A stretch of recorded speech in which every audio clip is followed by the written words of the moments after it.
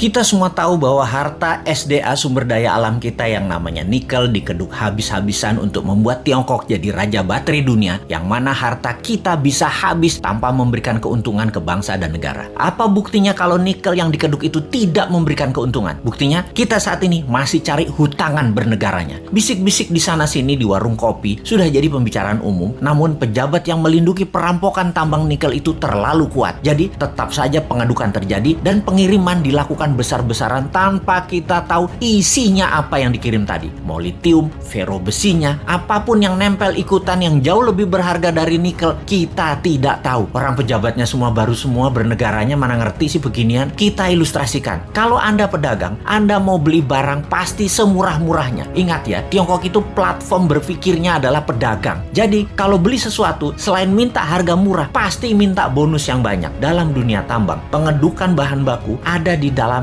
masih all in. Semuanya masih ada. Mulai dari barang berharga, katakanlah nikel, ada juga impuritiesnya atau barang yang tidak pure atau barang yang tidak murni atau barang yang tidak diperlukan seperti tanah dan lain sebagainya masih tercampur. Lalu dibersihkan, macam-macam cara pembersihannya. Ada di leaching, diproses, tujuannya untuk membuang barang yang tidak dibutuhkan. Katakanlah 75% terbuang, tinggallah 25%. Kalau dibawa 100% ke Tiongkok, yang 75% tadi adalah taiknya tambang yang nggak diperlukan. Taiknya mah tinggal di Indonesia aja. Makanya sekali lagi, taiknya dibuang di Indonesia aja. Kalau tadi dari 1 ton produksi tambang nikel ada 2% kandungannya. Setelah diproses tinggal 25%, nikelnya tetap 2%, tapi bukan dari 1 ton, dari 250 kilo. Nah, dalam 250 kilo ini ada fero juga, ada litium juga, ada macam-macam yang dibayar yang paling murah. Yang dibayar apanya? Nikelnya doang. Feronikel, nikel laterit, dan banyak lagi unsur logam dan mineral yang sudah disarikan tidak dibayar oleh Tiongkok. Kita asli bernegara nih bodoh memang. Dan penjajah perampok itu dikasih karpet merah lagi, dilindungi, dan tidak ada yang sadar. Kalau ada yang sadar, maka segerombolan buzzer pecinta cuan anti NKRI mulai memecah belah bangsa dan mencari sisi positif yang kecil dibesar-besarkan dari sisi bosnya, tapi mencari sisi buruk, pengkritisi tanpa solusi, dan diputer-puter beritanya agar rakyat tahu pengkritisi itu dosa. Apa yang terjadi kalau hal ini didiamkan dalam jangka pendek? Bukan dalam jangka panjang ya, pendek ya. Negara kita akan miskin, pejabatnya makin kaya, rakyat nambah lapar. Kita hanya mengingatkan arahnya nantinya. Sebagai contoh sejarah kebodohan penguasa atas kelolaan sumber daya alam, kita mau kasih ilustrasi. Ada 3 negara yang akan kita pakai jadi contoh kali ini, yaitu Nauru, Venezuela, Zimbabwe. Fosfat, oil business, berliannya Zimbabwe. Nauru di tahun 1980-an, negara dengan 7.000 populasi adalah negara yang sangat kaya, bahkan negara terkaya di dunia. Nauru adalah salah satu negara di selatan Pasifik. Nauru menghasilkan fosfat, bahan baku untuk pupuk. Saking kayanya, semua warganya digratiskan untuk melakukan apapun, sampai keluar negeri dibayarin pemerintah, diongkosi. Dan ada joke di sana, dolar itu hanya toilet papers. Dan ini bukan kiasan, dipakai beneran untuk ngelap pantat beneran. Lalu hasil alamnya ternyata habis 20 tahun kemudian. Dan Nauru saat ini menjadi sangat miskin ya.